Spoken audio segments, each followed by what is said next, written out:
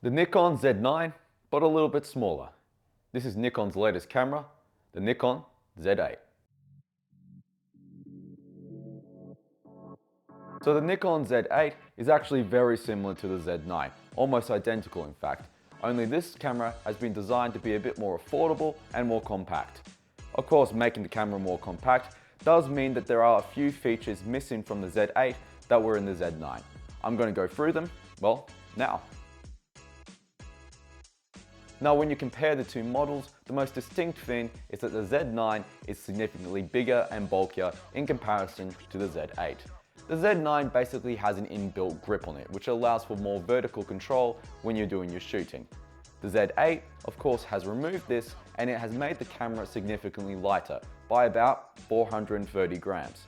In terms of weight, the Z9 weighs 1,340 grams, which is actually more than a kilogram that you're carrying around your hands. The Z8, of course, is significantly lighter, weighing only 910 grams, which makes this camera a little bit less of a hassle when you're carrying around out and about. Of course, you can purchase an additional grip for the Nikon Z8 to ensure that you have that vertical control if you want it. Now the weight of this camera is actually a very big selling point as, again, compare it to the Z9, and this is a more traditionally shaped camera as opposed to a literal brick that you have to carry around.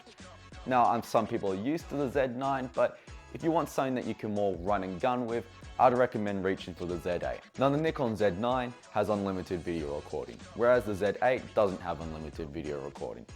This of course means that unfortunately with the Z8 you are limited to roughly 2 hours of video recording with this camera before it overheats. With most cameras you might find you have a limitation of say 30 minutes, but nowadays a lot more newer cameras have been upgrading to a more unlimited video feature. In terms of memory, the Z9 has 2 slots for 2 CF Express cards in the side.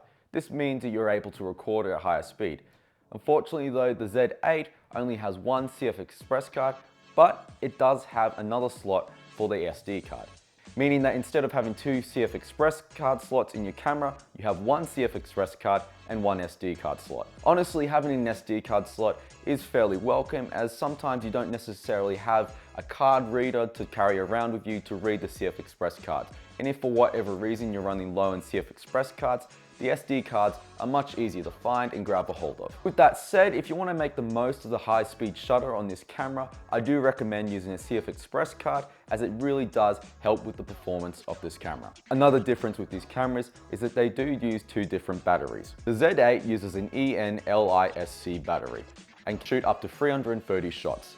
The Z9 on its battery can shoot up to 770 shots. The sensor on this camera is a full-frame CMOS sensor that can shoot at 45.7 megapixels. The Z8 actually has one of the world's fastest scanning speeds, meaning you can significantly reduce any rolling shutter distortion. What's new to the Z8 is you have 2 USB ports as opposed to 1. And on top of that, you can actually charge the camera using this USB-C port. The monitor on this camera is a 4-axis tilt monitor, which is... It's fine. I mean, look, I'll be honest with you. I've reviewed a few cameras now, and what I found is that having that vari-angle monitor is fairly useful for shooting a lot of content by yourself, as you can simply pull it out, flip it around, and frame yourself up appropriately. Unfortunately, with this camera, that does make that much more difficult, as I have to frame myself up, run back to see if I'm in frame, then run back to here again. Or I can plug in an external monitor, but that's just more setup. So I'm more a fan of the vari-angle monitor for that reason alone.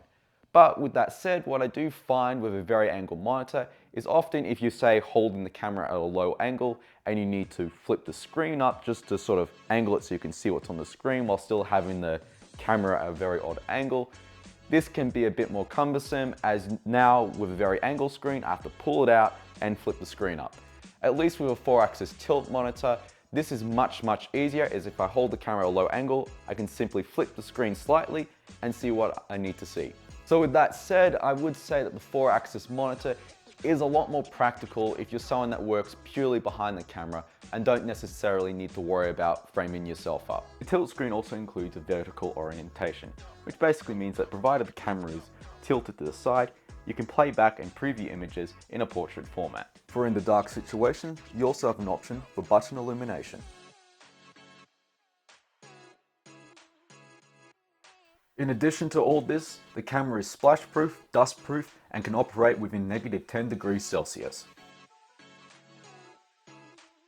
For those of you that are curious, the lens I used on the Z8 throughout this video is the Nikon Z 24 to 120mm lens. In terms of image quality, the Z8 hits up to 4K in video at 60 frames per second for 125 minutes, and 8K at 30 frames per second for 90 minutes.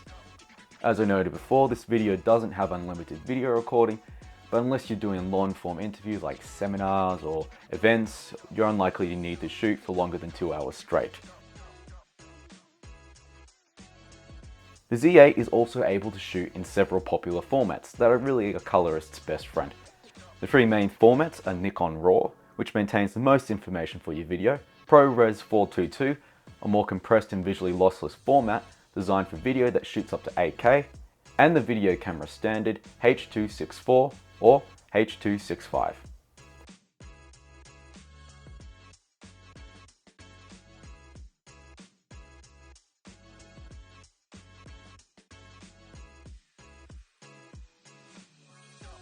For photography, the Z8 shoots in the HEIF, High Efficiency Imagery File format. This format ensures a richer tonal gradation, which is ideal for capturing richer colors in the morning and evenings.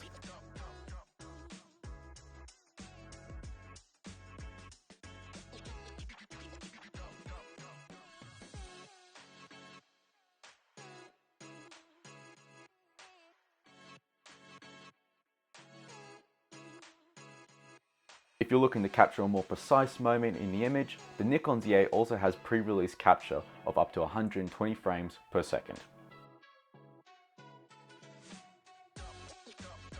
Now this camera has the world's smallest face detection, meaning that you can capture a subject from a significant distance without having to worry about them being out of focus. And I found that the autofocus on this camera is just in general very good at locking on autofocus on subjects that are significantly far away.